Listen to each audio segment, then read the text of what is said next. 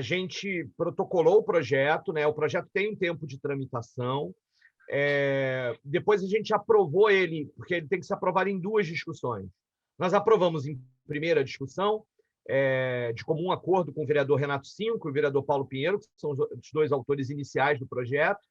E aí a gente esperou para tentar aprová-lo num dia de festa para o Vasco, num dia de festa para São Januário, que a gente pudesse chamar a torcida, que a gente pudesse fazer alguma coisa. O problema foi que isso não aconteceu, seja porque o Vasco andou mal das pernas, seja porque a gente teve dificuldade de organização, e aí veio a pandemia. Aí isso atrasou mais um ano a aprovação do projeto, porque durante a pandemia a Câmara dos Vereadores do Rio estava se concentrando em aprovar projetos que tivessem relação direta com a pandemia. Agora, esse ano aí eu falei, olha, gente, não dá mais. Pelo contrário, acho que esse é o momento de fazer também de um reconhecimento histórico do Vasco, de São Januário. Então, acho que vamos colocar esse projeto em pauta. E aí colocamos. Então, acho que a demora entre o protocolo do projeto e a aprovação dele teve a ver com essa expectativa de, primeiro, fazer uma coisa que a aprovação pudesse ser um fato, um evento na Câmara, e depois a coisa da pandemia, que atrasou um pouco mais isso, né? O que esse projeto faz é um reconhecimento por parte do poder público de que o estádio de São Januário tem uma importância para a cidade. E isto significa que não é como uma lei de tombamento, que é uma lei que veda algumas coisas de mudanças, etc. É o contrário, é o Estado dizendo, olha, a gente reconhece a importância deste imóvel, deste prédio, desse espaço, e, portanto, a gente tem que valorizar esse espaço. Especialmente a fachada de São Januário, ela é tombada, ela já é tombada, ela tá, né? Então, o processo de tombamento é outra coisa. De uma certa forma, isso é uma coisa que pode facilitar ao clube a cobrança e a exigência de que a prefeitura não deixe aquilo lá largado ou não cumpra a sua parte do ponto de vista do entorno, daquilo que são as obrigações do poder público, porque se o poder público reconhece que aquilo tem importância, o poder público também tem que contribuir para. Por exemplo, né, num processo de reforma de modernização de São Januário, que respeite, né, porque aí tem o debate do tombamento que não passa pela lei, mas que se faça isso, todo o entorno que é obrigação da prefeitura fortalece, olha, porque a prefeitura já reconhece, aquilo é reconhecido como de importância para a sociedade como um todo, e não apenas para o sócio ou para o torcedor, né? Mas é um reconhecimento de que ele tem importância histórico, cultural, político, esportivo para a cidade do Rio de Janeiro.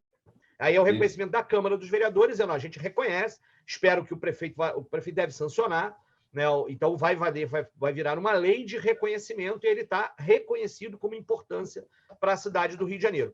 Então, por exemplo, se no futuro, né, aquilo tiver, inclusive, abandonado, o reconhecimento é parte de uma coisa que pode fortalecer iniciativas para recuperar um determinado abandono, para valorizar aquilo, porque é isso, é reconhecer a importância do imóvel para a sociedade.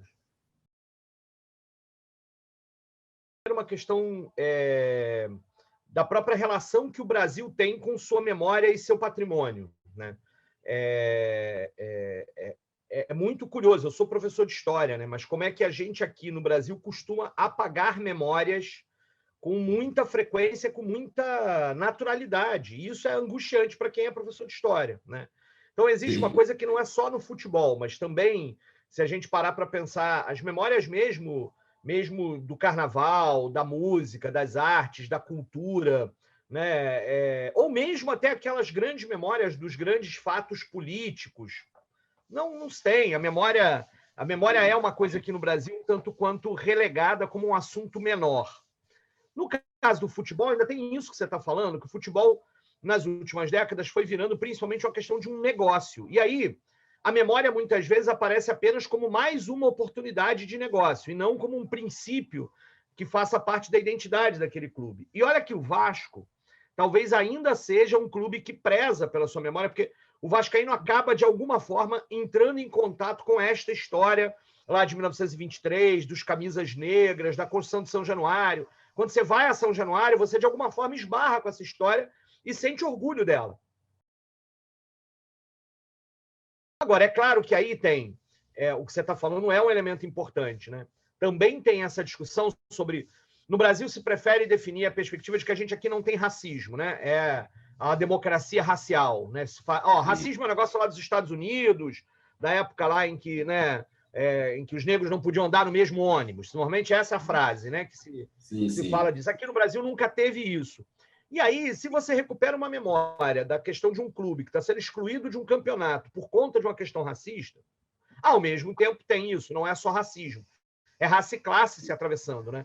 A identidade, por exemplo, de determinados clubes operários no Brasil é apagada. Não são vistos como clubes operários, de tradição operária. O futebol continua sendo uma forma de ascensão para as classes populares, mas numa lógica meritocrática, numa lógica de que, olha, o esforço, o talento, né? O pobre e negro vai se dar bem se tiver talento, e se esforçar para isso. Então se cria esse mito que, inclusive, povoa a cabeça de muitos meninos, né? Muitos jovens que vão tentar a sorte no futebol e aí acabam decepcionados porque acham que a única coisa que, né, é esforço e talento, como se não fosse uma série de outras questões por trás dessa possibilidade de ser bem-sucedido ou não.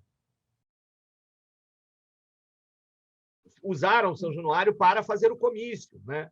E isso era alguma coisa que me parece não era tão fora do padrão, e o que demonstra a importância do Clube de São Januário. Né? É bom sempre lembrar. E, além disso, você tem a coisa dos desfiles de escola de samba, né?